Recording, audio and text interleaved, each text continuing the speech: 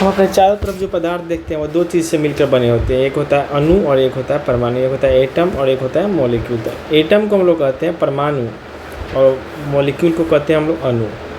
ये एटम से बनता है मॉलिक्यूल और मॉलिक्यूल से बनता है कोई भी चीज़ पदार्थ जो भी बनना होता है उसके बाद बनता है। तो उसके बारे में देखते हैं। सबसे पहले एटम और मॉलिक्यूल को समझने के लिए सबसे पहले इसमें समझना ज़रूरी है लॉ ऑफ केमिकल कॉम्बिनेशन। इसको जनरली 4 प्रकार से, यहाँ पे 3 प्रकार है। एक चौथा है लॉ ऑफ रेसिप्रोकल प्रोपोर्शन, जिसके बारे में अभी सर मना किए पढ़ने से। तो सबसे पहले हम लोग देखते हैं इसमें से लॉ ऑफ केमिकल कॉम्बिनेशन। पहला लॉ है law of conservation of mass. Law of conservation of mass सबसे पहले इसको लेवाइजर ने दिया था 1774 में, लेकिन वो इसको प्रूफ नहीं कर पाए क्यों होता है, तो इसलिए उस सब के लिए बाद में एटॉमिक थ्योरी आया डाल्टन का, उसको बाद में पढ़ेंगे।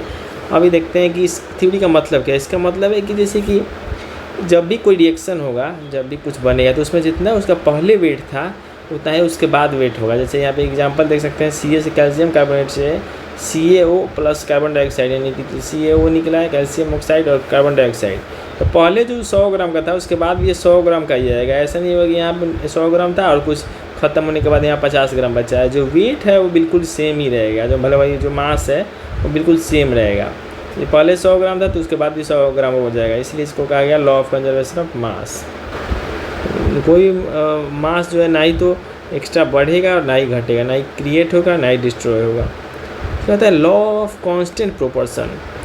इसका जो पृष्ठ दिए थे प्रोपोर्शन का पृष्ठ जो दिए थे, इसको ऐसे समझ सकते जैसे कि मान लीजिए H2O है, तो H2O में पानी का एक एटम पानी, हाइड्रोजन एक हो गया, हाइड्रोजन का 1 mu वेट होता है, ऑक्सीजन का होता है 16।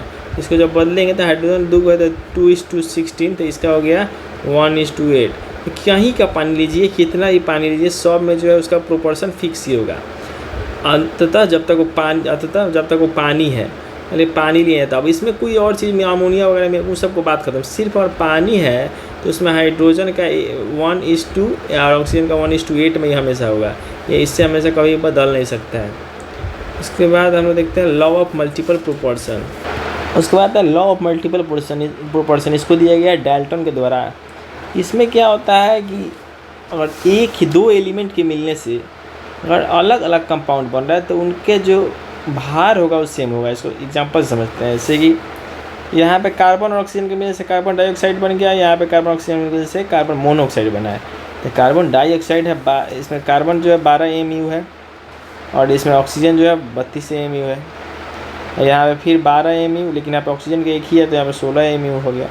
तो कार्बन का तो 12 है तो 12 से 12 कट जाएगा, 12:12 कितना हो जाएगा, 1:1 हो जाएगा। और ऑक्सीजन का जो है वहाँ पे हो जाएगा 16:20 यानी 32, यानी कि 1:2। मेरा कहना था कि हमेशा जो है ये एक उसमें ही आएगा सर, मतलब ईजिली कट जाएगा। ये नहीं होगा कि 1.33 1.77 ऐसा कुछ नहीं आएगा, ईजिली डिविजिबल होगा। एक मतलब उसी को कहा गया है कि एक सरल अनुपात में होगा, एक मतलब कि सिंपल रेशियो में होगा। उसके बाद लॉ ऑफ रेसिप्रोकल प्रोपोर्शन। इसको रीचर 1792 में दिए थे रीचर। उसके बाद रीचर दिए थे रेसिप्रोकल, से रीचर। पृष्ठ दिए थे प्रोपोर्शन एथी का, कांस्टेंट प्रोपोर्शन का, मल्टीपल प्रोपोर्शन का डाल्टन दिए थे। और लोग पढ़ते हैं डाल्टन का एटॉमिक थ्योरी। इसको बाद में कभी, इसको भी नहीं पढ़ना है, कोई ज़रूरत नहीं है। डाल्टन के एटॉमिक थ्योरी को देखते हैं। इन्होंने कहा कि जितने ही पदार्थ हैं वो बहुत ही छोटे छोटे कण से बने हैं और इनको कहा जाता है एटम।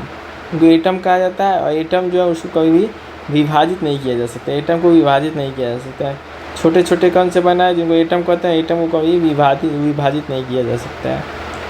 उसके बाद आता है किसी भी रासायनिक अभिक्रिया परमाणु का ना ही तो निर्माण संभव है और ना ही परमाणु नष्ट हो सकते हैं। किसी भी केमिकल रिएक्शन में परमाणु का ना ही तो एक्स्ट्रा बनता है और ना ही उसका नष्ट होता है, यानी कि जो भी वो है एटम है ना ही तो एक्स्ट्रा एक भी बनेगा ना ही नष्ट हुआ है। तो यहीं से प्रूफ हुआ law of conservation of mass.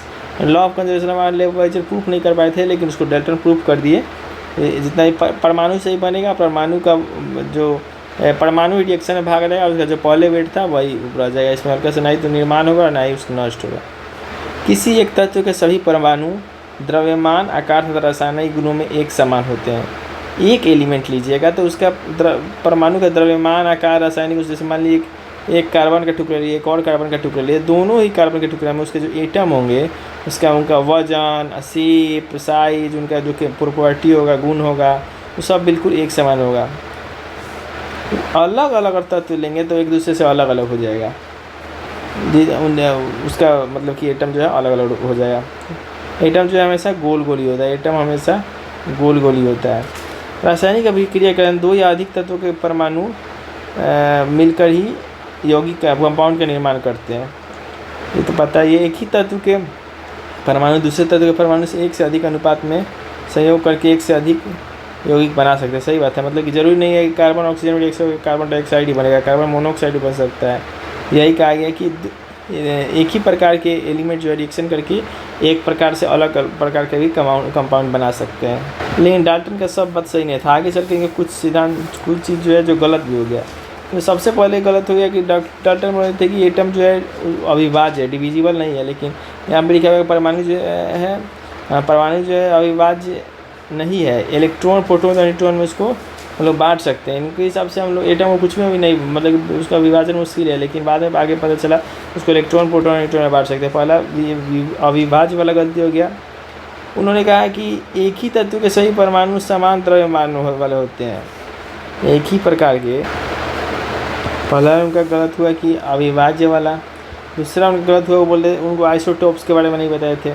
बोले थे कि आइसोटोप जैसे कुछ नहीं होता है, मतलब आइसोटोप्स मतलब उन लोगों का अलग अलग सबका वेट होता है, लेकिन आइसोटोप से पता चला कि जो है अलग अलग वेट नहीं, जैसे कि हो गया आर्गन हो गया, कैल्शियम हो गया, पोटेशियम हो गया, ये सब का जो 40 mu ही वेट होता है, इसके बारे में नहीं बताया। फिर आइसोबार्स के बारे में नहीं बताया।